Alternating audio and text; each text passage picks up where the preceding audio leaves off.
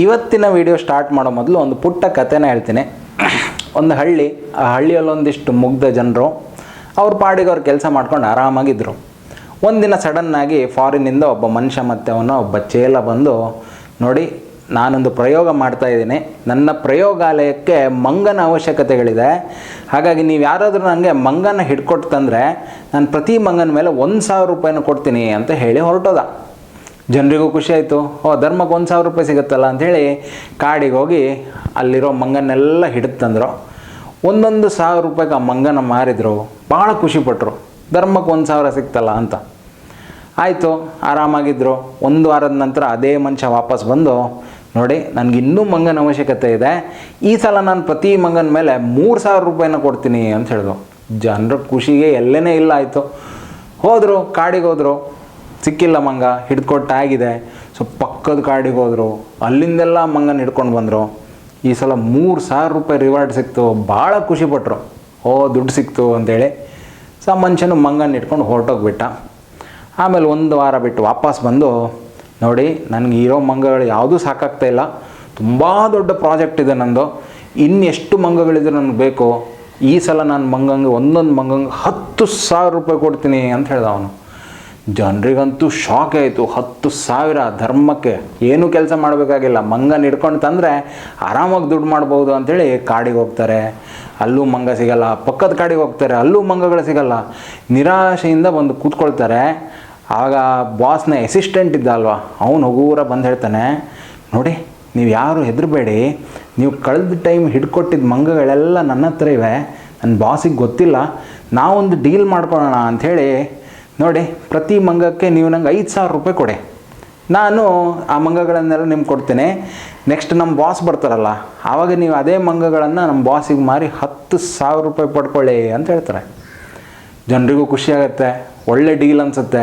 ಹಾಗಾಗಿ ತಮ್ಮ ಹತ್ರ ಬರೋ ಹಣನೆಲ್ಲ ಕೊಟ್ಟು, ಇನ್ನು ಕೆಲವರಂತೂ ಸಾಲ ಸೂಲ ಮಾಡಿ ಆ ಅಸಿಸ್ಟೆಂಟ್ ಹತ್ರ 5,000 ಕೊಟ್ಟು ಒಂದೊಂದು ಮಂಗ ತಗೊಳ್ತಾರೆ.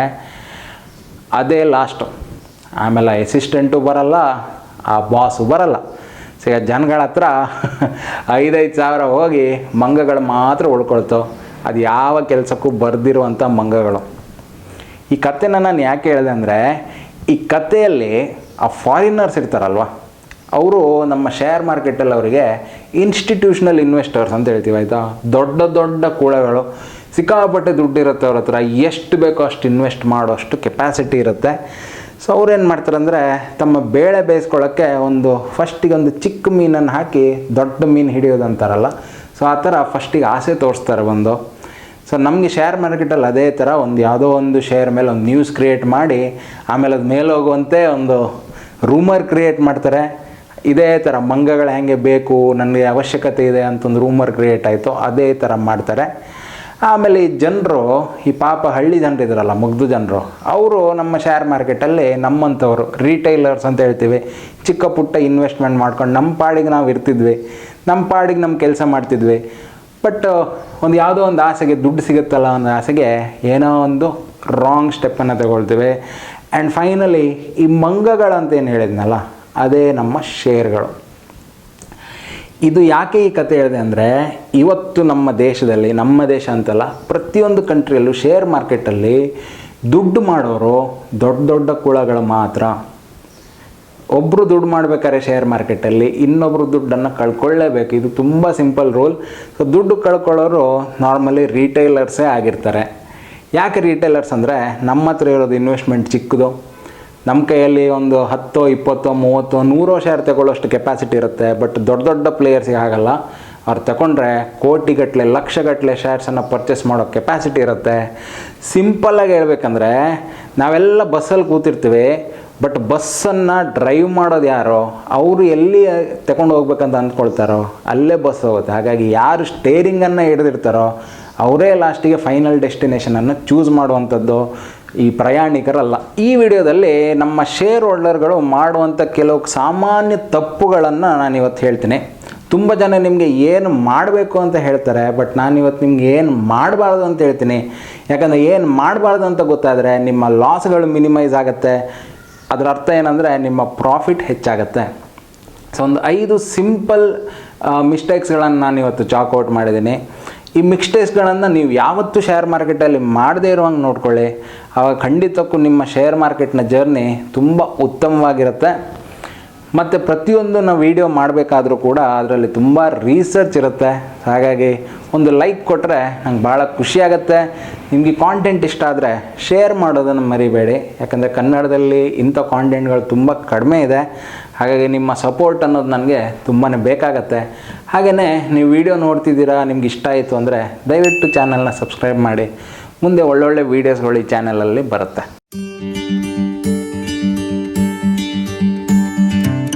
ಶೇರ್ ಮಾರ್ಕೆಟಲ್ಲಿ ಜನರು ಮಾಡುವಂಥ ಒಂದು ಸಾಮಾನ್ಯ ತಪ್ಪೇನೆಂದರೆ, ಒಂದು ಶೇರ್ನ ಚೇಸ್ ಮಾಡಿ ಪರ್ಚೇಸ್ ಮಾಡುವಂಥದ್ದು. ನಮಗೆ ಮಾರ್ಕೆಟಲ್ಲಿ ಕೆಲವು ರೂಮರ್ಸ್ ಕ್ರಿಯೇಟ್ ಆದಾಗ ಅಥವಾ ಕೆಲವು ನ್ಯೂಸ್ ಇದ್ದಾಗ ಒಂದು ಪರ್ಟಿಕ್ಯುಲರ್ ಶೇರ್ ಅನ್ನೋದು ಓಡೋಕ್ಕೆ ಸ್ಟಾರ್ಟ್ ಆಗುತ್ತೆ, ಅದರ ಬೆಲೆ ಮೇಲೇರೋಕ್ಕೆ ಸ್ಟಾರ್ಟ್ ಆಗುತ್ತೆ. ಆವಾಗ ನಾವು ಈ ಶೇರ್ ನಮ್ಗೆ ಸಿಗುತ್ತೋ ಇಲ್ವೋ, ಆ ರ್ಯಾಲಿಯಲ್ಲಿ ನಾವು ಪಾರ್ಟಿಸಿಪೇಟ್ ಮಾಡ್ತೀವೋ ಇಲ್ವೋ ಅಂಥೇಳಿ ಚೇಸ್ ಮಾಡೋಕ್ಕೆ ಹೋಗ್ತೀವಿ. ಯಾವ ರೇಟ್ ಆದರೂ ಅಡ್ಡಿಲ್ಲ, ನನಗೆ ಆ ಶೇರ್ ಬೇಕೇ ಬೇಕು ಅಂತೇಳಿ ಪರ್ಚೇಸ್ ಮಾಡೋಕ್ಕೆ ಹೋಗ್ತೀವಿ. ಒಂದು ಬೆಸ್ಟ್ ಎಕ್ಸಾಂಪಲ್ ಹೇಳಬೇಕಾದ್ರೆ ಇತ್ತೀಚೆಗೆ ನಡೆದಂಥ ವಿದ್ಯಮಾನನೇ ತಗೊಳ್ತೀನಿ. ರಿಲಯನ್ಸ್ ಕಂಪನಿಯ ಶೇರ್ಗಳು. ನಿಮ್ಗೆ ಗೊತ್ತಿದೆ, ರಿಲಯನ್ಸ್ ಅನ್ನೋದೊಂದು ದೊಡ್ಡ ಇಕ್ವಿಟಿ, ಮಾರ್ಕೆಟಲ್ಲಿ ಒಂದು ದೊಡ್ಡ ಹೋಲ್ಡ್ ಇರುವಂಥದ್ದು, ಒಂದು ಇಂಡೆಕ್ಸ್ಡ್ ಬೇಸ್ಡ್ ಶೇರ್ ಆಗಿರುವಂಥದ್ದು. ಆ ಶೇರ್ನ ಮೂಮೆಂಟ್ ಹಾಗೆ ಇರುತ್ತೆ.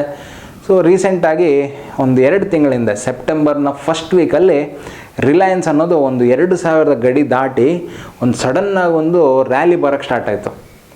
ಎಲ್ಲರೂ ಹೇಳ್ತಿದ್ರು, ರಿಲಯನ್ಸ್ ಶೇರ್ ಇನ್ನೂ ಸಿಗೋದೇ ಇಲ್ಲ, 2000ದಿಂದ ಇನ್ನು ಮೇಲೆ ಹೋಗ್ತಾನೆ ಇರುತ್ತೆ ಅಂತೇಳಿ. ಸೊ 2000ದಿಂದ ಒಂದೇ ವಾರದೊಳಗೆ 2300 ರೀಚ್ ಆಯಿತು. ಸೊ ಅಪ್ ಮೂವ್ ಇದೆಯಲ್ಲ, ಅಲ್ಲಿಗ ತುಂಬ ಜನ ಆ ಶೇರನ್ನು ಪರ್ಚೇಸ್ ಮಾಡುವಲ್ಲಿ ಪಾರ್ಟಿಸಿಪೇಟ್ ಮಾಡಿದ್ದಾರೆ. ಇದೇ ಟೈಮಲ್ಲಿ ನಮ್ಮ ಮುಖೇಶ್ ಅಂಬಾನಿಯವರು ಬಂದು, ನಮ್ಮದು ಜಿಯೋ ಹಂಗಾಗುತ್ತೆ ಹಿಂಗಾಗುತ್ತೆ ಅಂತೇಳಿ ಟಿ ವಿ ಎದುರು ಬಂದು ಒಂದು ಭಾಷಣನೂ ಬಿದ್ದರು, ಟಸ್ಸ ಪುಸ್ಸ ಅಂತೇಳಿ ಒಂದಿಷ್ಟು ಮಾತುಗಳನ್ನು ಹೇಳಿದರು. ಈ ಜೋಶಲ್ಲಿ ಇನ್ನೊಂದಿಷ್ಟು ಬೈಯರ್ಸ್ಗಳು ಬಂದು ಆ ಶೇರನ್ನು ಪರ್ಚೇಸ್ ಮಾಡಿದರು.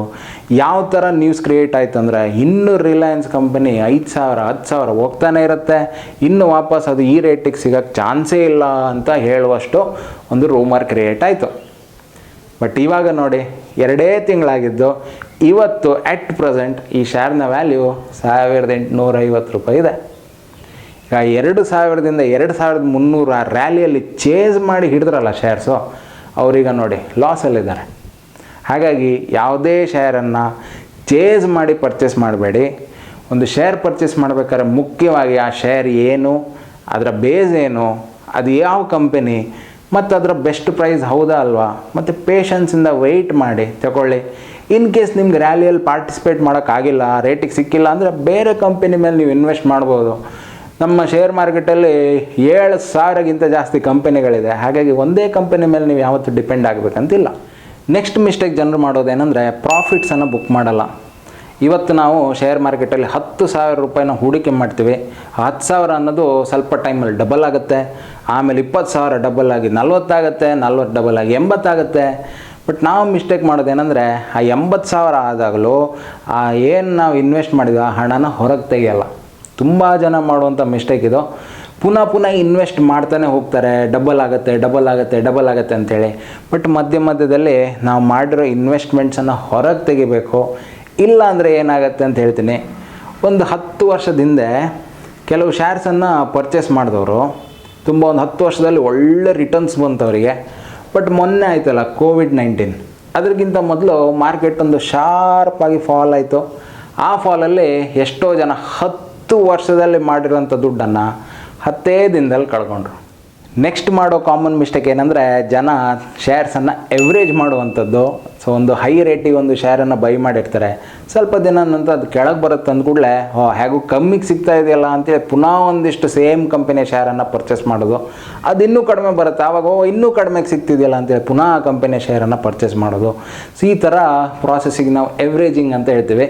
ತುಂಬ ಜನ ಮಾಡಿ ಎವ್ರೇಜ್ ಮಾಡಿ ತಮ್ಮ ಹಣನ ಬ್ಲಾಕ್ ಮಾಡಿ ಇಟ್ಕೊಂಡಿದ್ದಾರೆ. ಯಾವತ್ತು ಒಂದು ಕಂಪನಿ ನೀವು ಬೈ ಮಾಡ್ತೀರಂದರೆ ಅದು ಯಾಕೆ ಕೆಳಗೆ ಬರ್ತಿದೆ ಅನ್ನೋ ಒಂದು ರೀಸನ್ ಗೊತ್ತಿರಬೇಕು ನಿಮಗೆ. ಕೆಳಗೆ ಬರ್ತಿದೆ ಅಂದಮೇಲೆ ಥಿಂಕ್ ಮಾಡಿ, ಅದು ಯಾಕೆ ಕೆಳಗೆ ಬರ್ತಿದೆ, ಜನರಿಗೆ ಅದ್ರ ಮೇಲೆ ಇಂಟ್ರೆಸ್ಟ್ ಇಲ್ಲ, ಹಾಗಾಗಿ ಅದು ಕೆಳಗೆ ಬರ್ತಾ ಇದೆ, ಜನರು ಅದನ್ನು ಸೆಲ್ ಮಾಡ್ತಾ ಇದ್ದಾರೆ. ಜನರು ಸೆಲ್ ಮಾಡೋ ಟೈಮಲ್ಲಿ ನೀವು ಹೋಗಿ ಅದನ್ನು ವಾಪಸ್ ಪರ್ಚೇಸ್ ಮಾಡ್ತೀರಾ ಅಂದರೆ ಎಲ್ಲೋ ಒಂದು ಕಡೆ ನಿಮ್ಮ ಹಣನ ನೀವೇ ಬ್ಲಾಕ್ ಮಾಡ್ಕೊಳ್ತೀರ.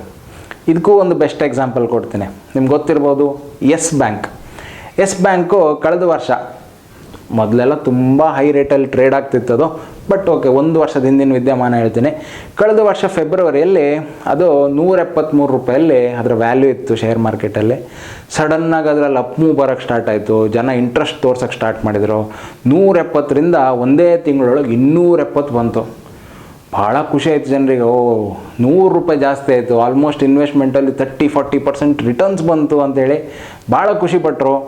ಆಮೇಲೆ ಅಲ್ಲಿಂದ ಸಡನ್ನಾಗಿ ಕೆಳಗೆ ಬರೋಕ್ಕೆ ಸ್ಟಾರ್ಟ್ ಆಯಿತು. ಏಪ್ರಿಲಲ್ಲಿ ಆ ಇಡೀ ಒಂದು ತಿಂಗಳಲ್ಲಿ ಶೇರ್ ವ್ಯಾಲ್ಯೂ ಕೆಳಗೆ ಬಂದು ಮೇ ಅನ್ಬೇಕಾದ್ರೆ ಪುನಃ 170 ರೂಪಾಯಿಗೆ ಬಂತು. ಈ ಟೈಮಲ್ಲಿ ತುಂಬ ಜನ ಏನು ಮಾಡಿದ್ದಾರೆ ಅಂದರೆ, ಈಗ ಪುನಃ 170ಕ್ಕೆ ಸಿಗ್ತಾಯಿದೆ, ಇಲ್ಲಿಂದ ವಾಪಸ್ 270 ಖಂಡಿತ ಹೋಗುತ್ತೆ ಅಂತೇಳಿ ಇನ್ನೊಂದಿಷ್ಟು ಎವರೇಜ್ ಮಾಡಿದರು. ಬಟ್ ಅಲ್ಲಿಂದ ಇನ್ನೂ ಕೆಳಗೆ ಬಂತು, ಇನ್ನೊಂದಿಷ್ಟು ಎವರೇಜ್ ಮಾಡಿದರು, ಇನ್ನೂ ಕೆಳಗೆ ಬಂತು, 100 ರೂಪಾಯಿ ಬಂತು. 100 ರೂಪಾಯಿ ಬಂದಾಗ ಇನ್ನೂ ಚಾನ್ಸ್ ಈಗ ತಗೊಂಡ್ರೆ ವಾಪಸ್ 200 ಹೋಗುತ್ತೆ ಅಂತೇಳಿ ಇನ್ನೊಂದಿಷ್ಟು ಎವರೇಜ್ ಮಾಡಿದರು. 50 ರೂಪಾಯಿ ಬಂತು, ಇನ್ನೊಂದಿಷ್ಟು ಎವರೇಜ್ ಮಾಡಿದರು. ಈಗ ಗೊತ್ತಿದೆ ನಿಮಗೆ ಎಸ್ ಬ್ಯಾಂಕ್ನ ದಂತಕತೆ ಏನು ಅಂತೇಳಿ. 5 ರೂಪಾಯಿ ತನಕ ಬಂತು ಕಣ್ರಿ. 5 ರೂಪಾಯಿ 80 ಪೈಸೆ ಬಂದು ಇವಾಗ 12 ರೂಪಾಯಲ್ಲಿ ಕೊಳಿತಾ ಇದೆ. ಸೊ 200ರಿಂದ ಚೇಂಜ್ ಮಾಡ್ಕೊಂಡು ಎವರೇಜ್ ಮಾಡ್ಕೊಂಡು ಬಂದವರು ಅವ್ರ ಹಣನ ಬ್ಲಾಕ್ ಮಾಡ್ಕೊಂಡ್ರು ಅಷ್ಟೇ. ನೆಕ್ಸ್ಟ್ ಮಾಡೋ ಮಿಸ್ಟೇಕ್ ಏನಂದರೆ, ಎಲ್ಲ ಹಣನ ತೆಗೆದು ಶೇರ್ ಮಾರ್ಕೆಟಲ್ಲಿ ಹೂಡಿಕೆ ಮಾಡೋದು. ನಿಮ್ಮ ಹತ್ರ ಹಣ ಇದೆ ಅಂತಿದ್ದರೆ ಅದನ್ನು ಕರೆಕ್ಟಾಗಿ ಅಲೋಕೇಟ್ ಮಾಡಿ. ಸ್ವಲ್ಪ ಶೇರ್ ಮಾರ್ಕೆಟಲ್ಲಿ ಹಾಕಿ, ಸ್ವಲ್ಪ ಮ್ಯೂಚುವಲ್ ಫಂಡ್ ಮೇಲೆ ಹಾಕಿ, ಸ್ವಲ್ಪ ಗೋಲ್ಡ್ ಮೇಲೆ ಹಾಕಿ, ಸ್ವಲ್ಪ ಜಾಗದ ಮೇಲೆ ಇನ್ವೆಸ್ಟ್ ಮಾಡಿ. ಈ ಥರ ನಿಮ್ಮ ಇನ್ವೆಸ್ಟ್ಮೆಂಟ್ಸ್ಗಳನ್ನು ಡೈವರ್ಸಿಫೈ ಮಾಡೋಗ್ಬಿಟ್ರೆ ಎಲ್ಲ ದುಡ್ಡನ್ನು ತೆಗೆದು ಶೇರ್ ಮಾರ್ಕೆಟಲ್ಲಿ ಹಾಕೋದಲ್ಲ. ಅದರಲ್ಲೂ ಕೂಡ ಕೆಲವರು ತಮ್ಮೆಲ್ಲ ದುಡ್ಡನ್ನು ಒಂದೇ ಸ್ಟಾಕ್ ಮೇಲೆ ಹಾಕಿ ಒಂದು ಹೈ ರಿಸ್ಕನ್ನು ತಗೊಳ್ತಾರೆ.